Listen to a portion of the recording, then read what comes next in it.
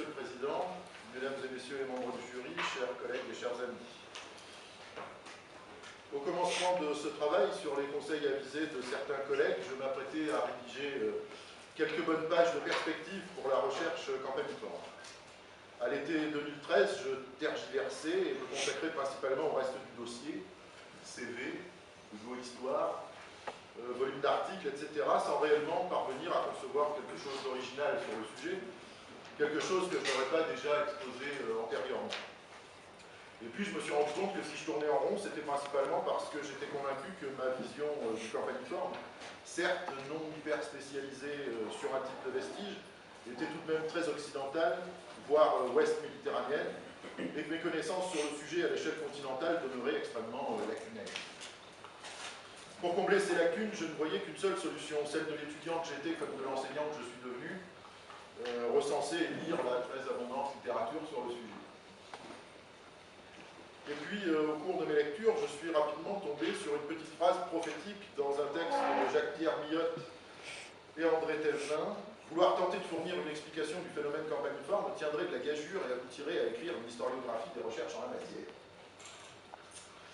Amateur de gageure, je me suis donc replongé dans la lecture, sans pour autant prétendre réaliser une réelle historiographie du campaniforme, ce qui relève assurément de compétences que je n'ai pas.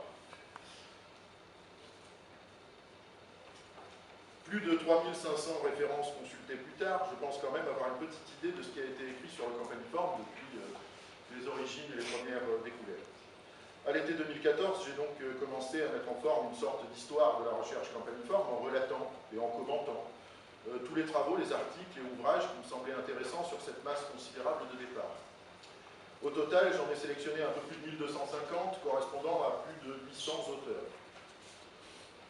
Évidemment, j'ai fait des choix, et je me suis principalement attaché aux travaux s'intéressant à l'interprétation du campaniforme, aux questions de sa nature et de son éventuelle origine, en laissant de côté les simples comptes rendus de fouilles ou de découvertes, sauf pour les premiers temps de la recherche, ou celles qui ont particulièrement marqué par la suite la recherche. Il faut évidemment garder à l'esprit que ce travail n'aurait pas pu être réalisé dans les mêmes conditions ni les mêmes délais il y a seulement 10 ans, et je voudrais insister là-dessus parce que ça me semble important. Nous entrons en effet dans ce qu'il est convenu d'appeler l'ère des humanités numériques, selon un mot très à la mode.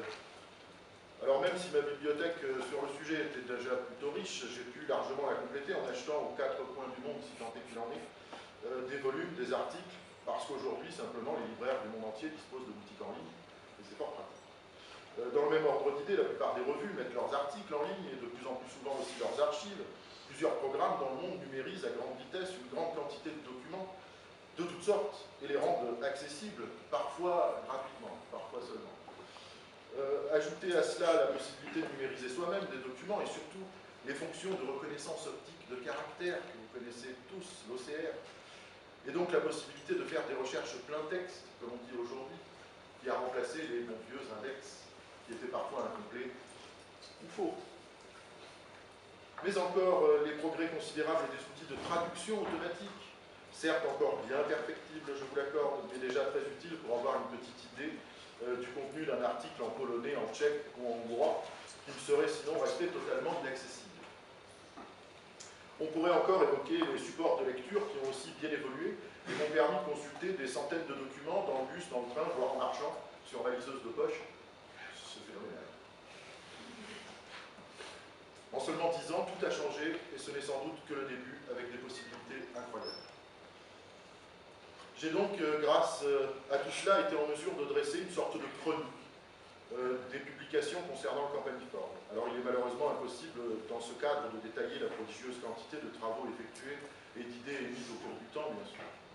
J'insisterai sur quelques points qui me semblent importants.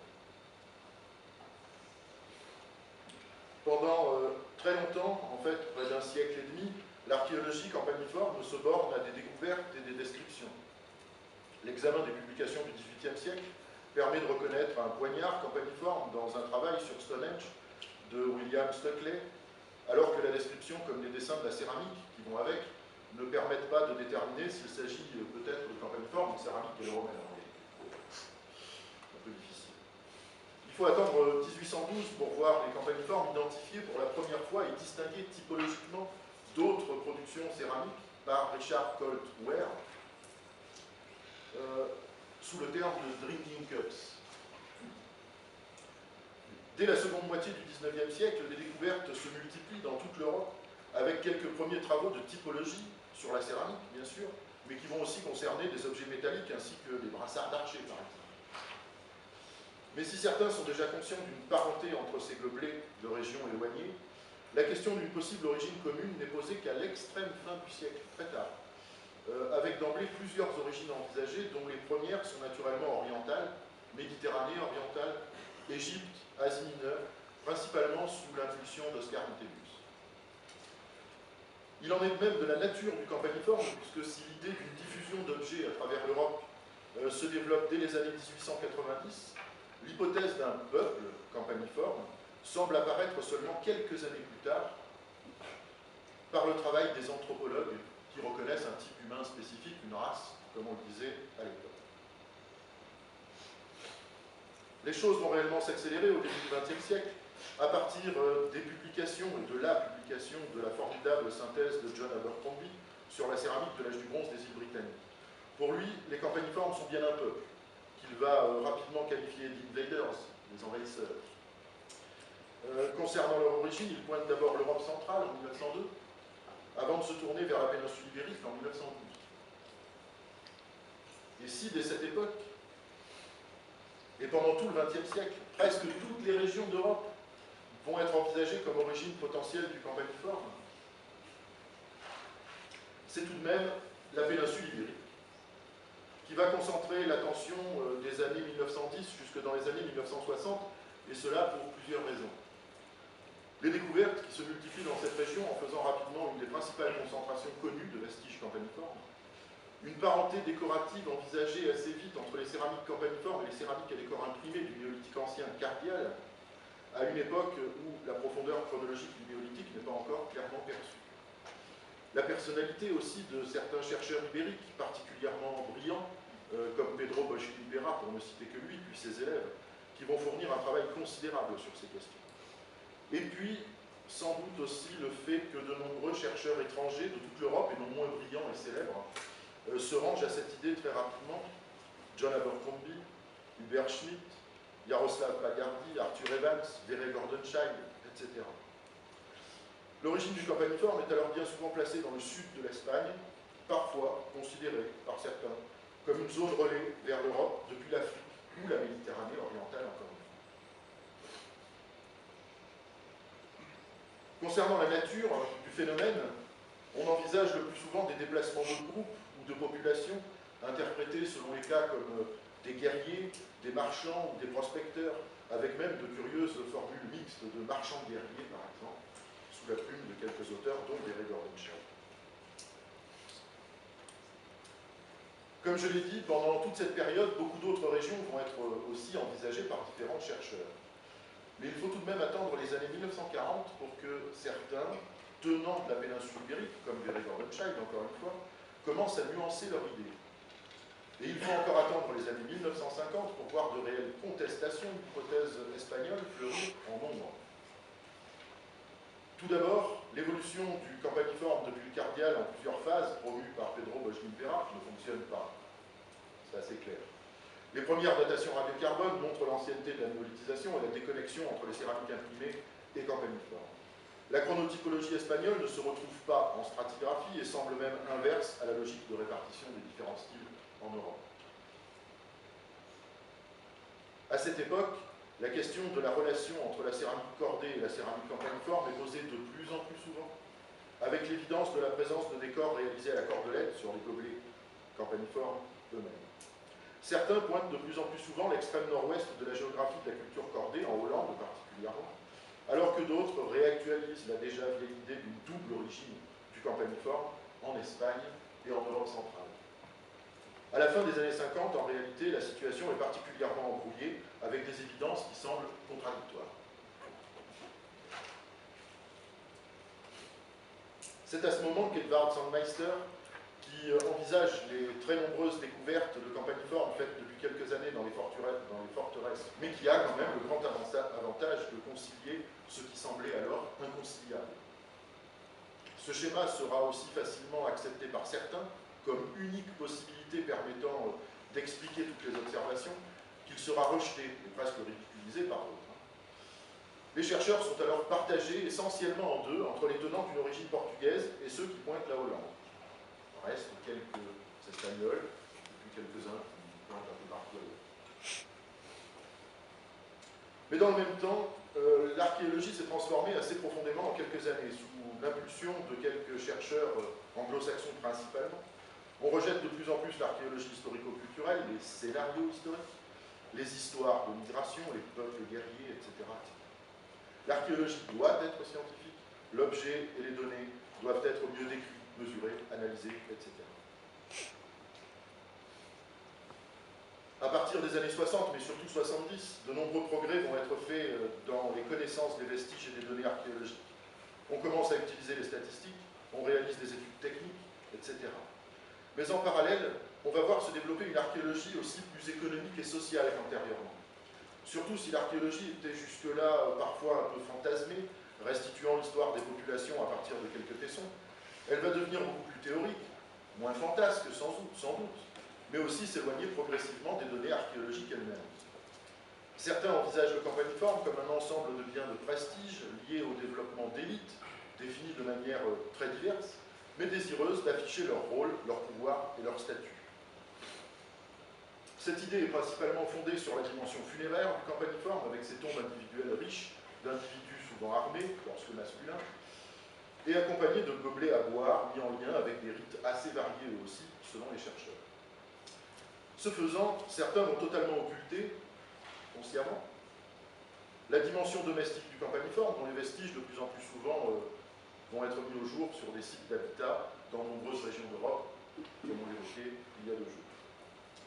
Cette idée fonctionnaliste du campaniforme va souvent remplacer les vieilles idées ethniques, amenant à se soucier beaucoup moins de l'origine du phénomène, qui dans ce cadre théorique n'a plus beaucoup d'importance en réalité.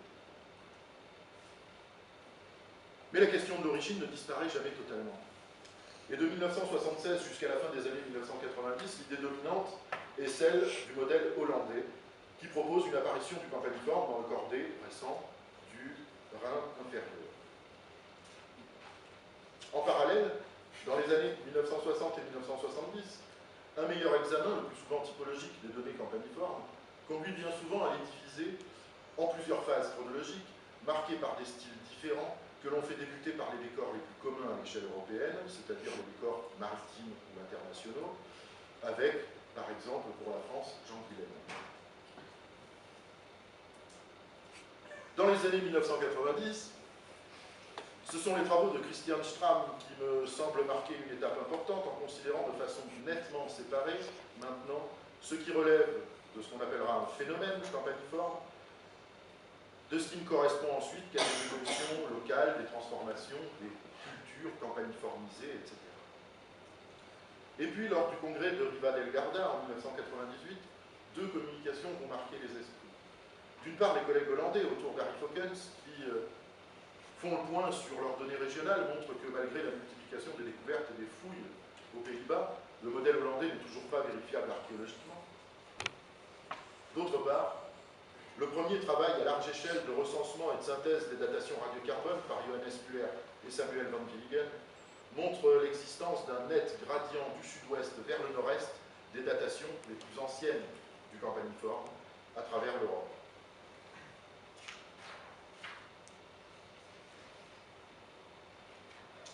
Au même moment, à peu près, l'important travail de Laure Salanova sur les techniques décoratives montre l'importance de la région atlantique pour le gobelet maritime.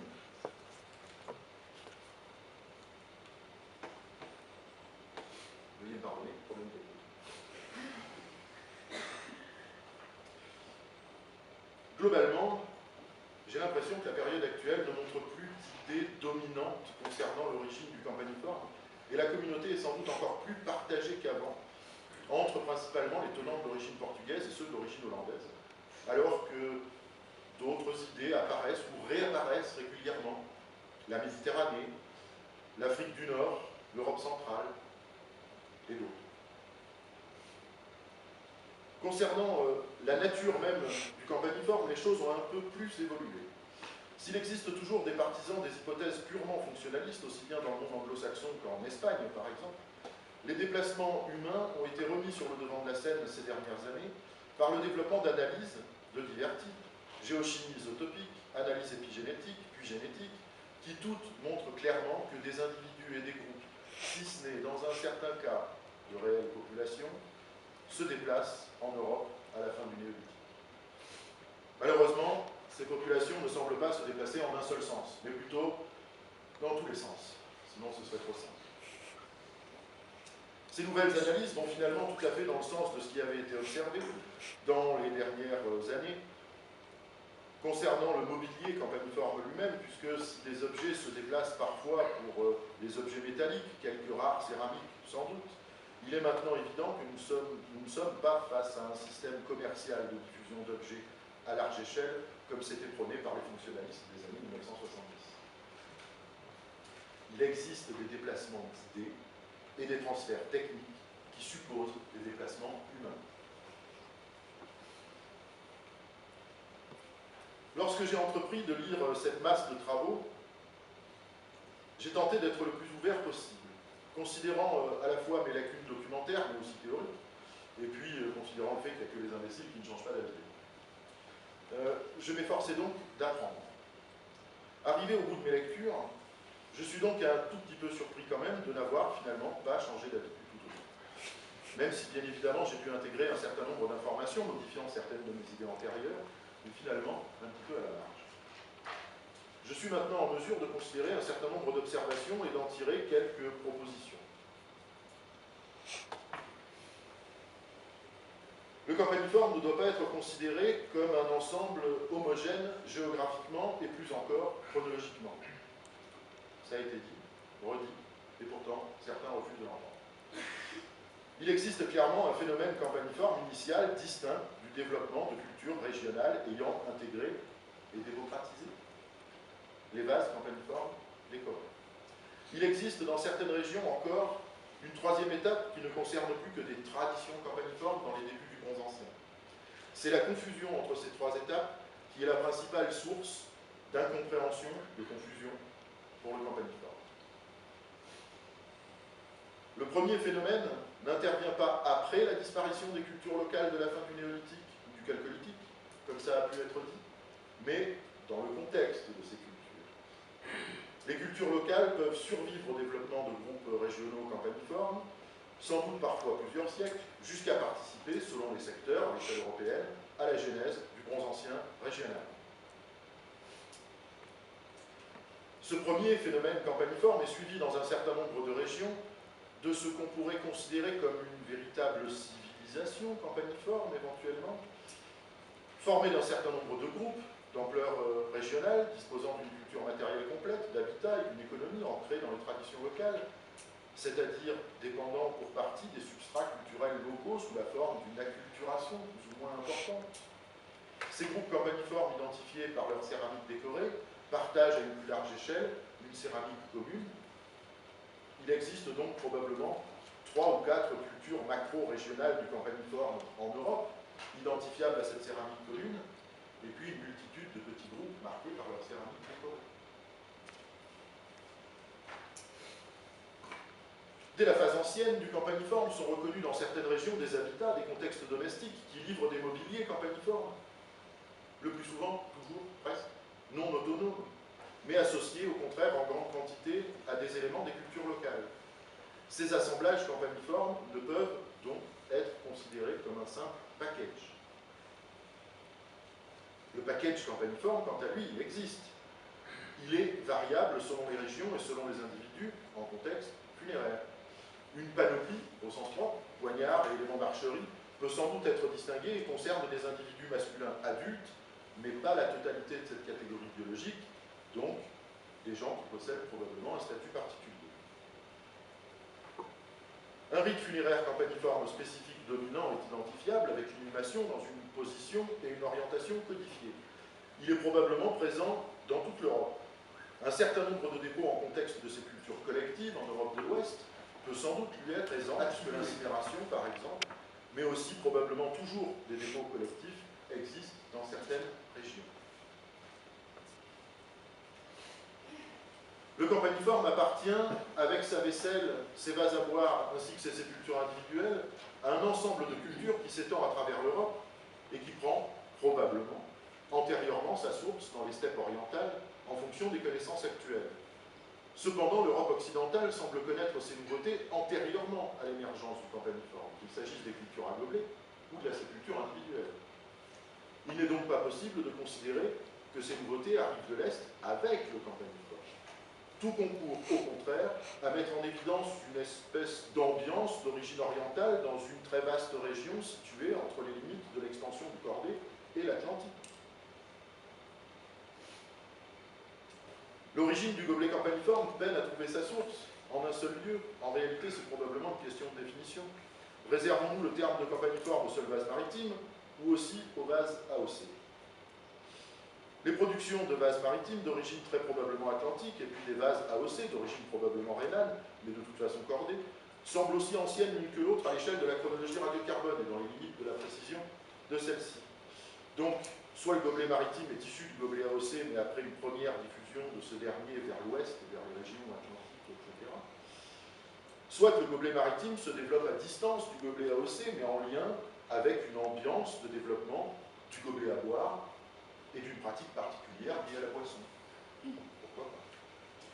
Dans ce dernier cas, il faut envisager, ce qui a été dit à de multiples reprises, une hybridation des deux types ayant eu lieu quelque part entre le Rhin et l'Atlantique dans un second temps, mais probablement assez rare.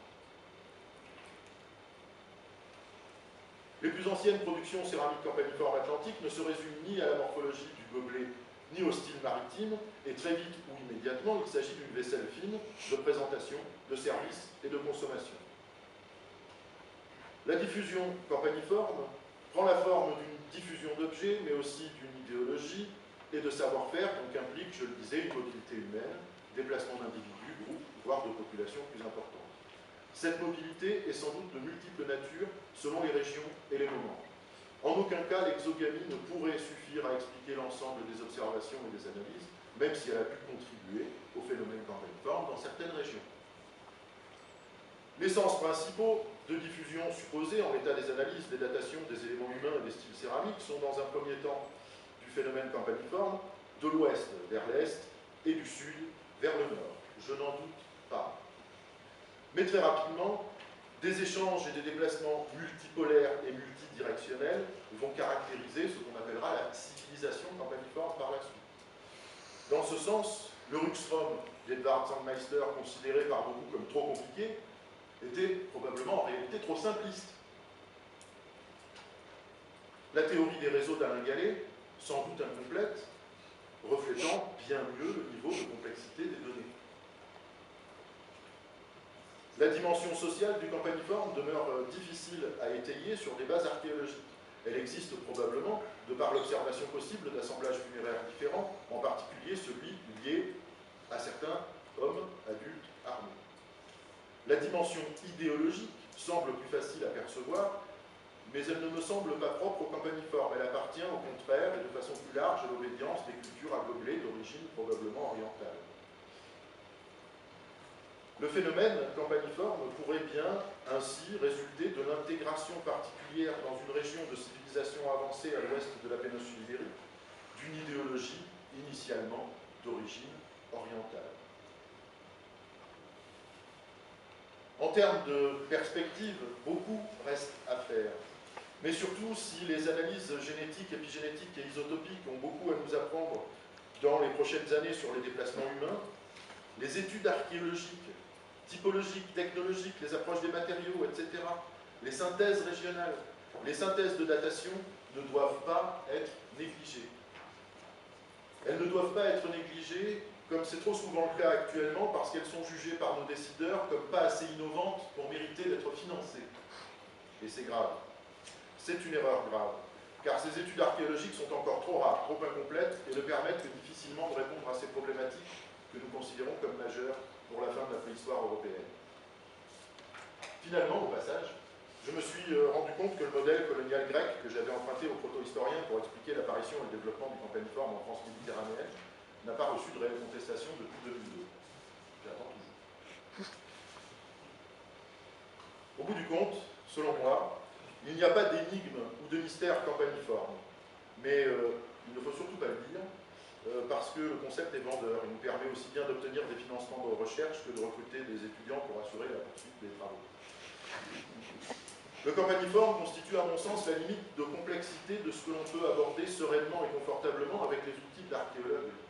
Des événements qui sont nombreux et extrêmement rapides sur des échelles diverses et imbriquées. Évidemment, c'est compliqué. C'est aussi l'ampleur observable du phénomène qui nous amène à le considérer comme un tout, premier écueil, et souvent dernier, car finalement, il est indépassable. Je réaffirme donc, une fois de plus, que derrière le phénomène campaniforme, il y a surtout une série d'événements qui sont des événements de nature historique, bien plus proches de ceux qui régissent la Grèce archaïque que de ceux du Paléolithique moyen, par exemple. Pour terminer sur une image caricaturale, mais pas nécessairement dénuée de tout fondement, imaginez un instant devoir comprendre la complexité de la Grèce antique sans disposer d'aucune source textuelle. Et là, vous comprendrez peut-être que nous allons probablement nous amuser encore pendant quelques temps. Je vous remercie de votre attention.